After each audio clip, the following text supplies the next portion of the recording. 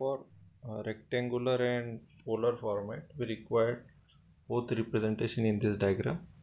Single VM, that is magnitude part, has the polar form, that is R and angle phi.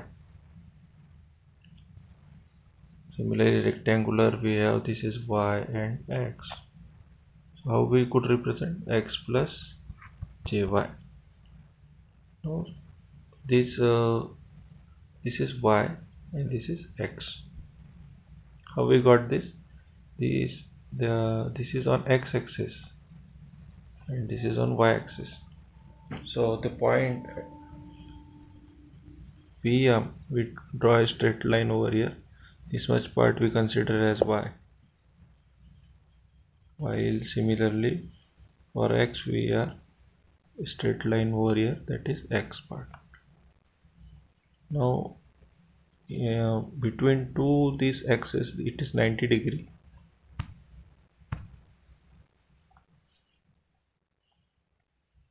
Angle. So this line is parallel to this. So when this is y, this is also y. And in trigonometry, when this triangle is 90, so this angle phi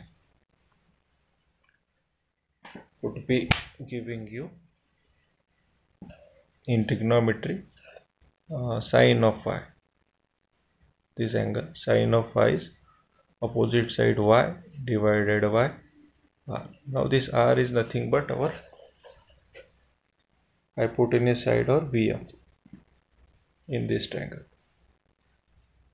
y divided by r.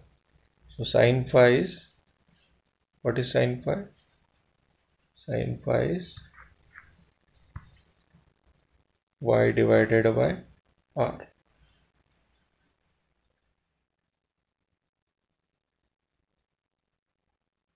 So we could find the value of y now. Y is r sine phi, or r is equivalent to Vm.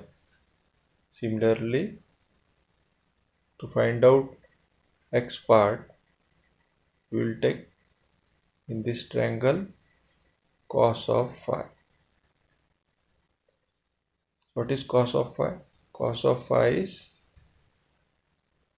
adjacent side, that is x divided by r. R is nothing but Vm.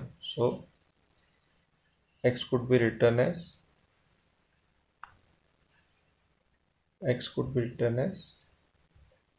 r cos of phi.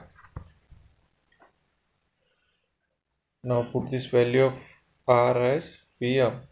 So we get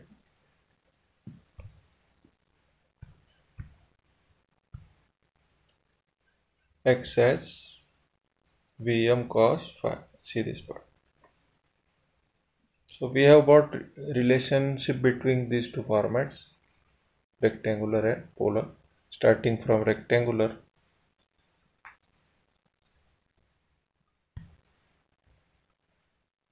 first of all, polar representation we'll see.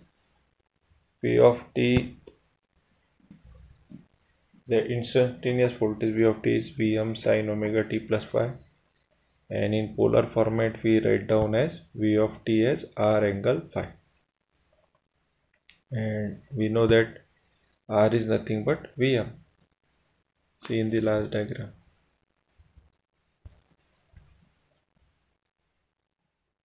Length of phasor, that is r, represents peak value of AC. I will see an example over so that you could understand it more better. V of t is 20 sin 100 pi t plus 60 degree. So how we have represented it in sinusoidal format. Now while drawing phasor, we will take only these two quantities, that is r and phi. So how we could write in polar format? V of t as 20 angle 60 volts. So polar is suitable for multiplication and addition of phasors. Now we'll see the rectangular representation. So same waveform could be represented in rectangular format as v of t as x plus j y. X is real part and y is the complex part. So from the figure we could write x as x component of phasor, that is Vm cos phi, and y as y component of phasor, that is Vm sin phi. Substituting these values of x and y in the above equation, this part, so v of t could be written as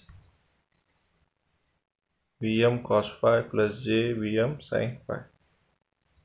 Rectangular form is suitable for addition and subtraction of phasor. Now we will see example for rectangular also. So on the same signal, that is v of t is equals to sin 100 pi t plus 60. Now standard format is Vm sin omega t plus phi. Now omega value is omega is equals to, how much was for this example? 100 pi.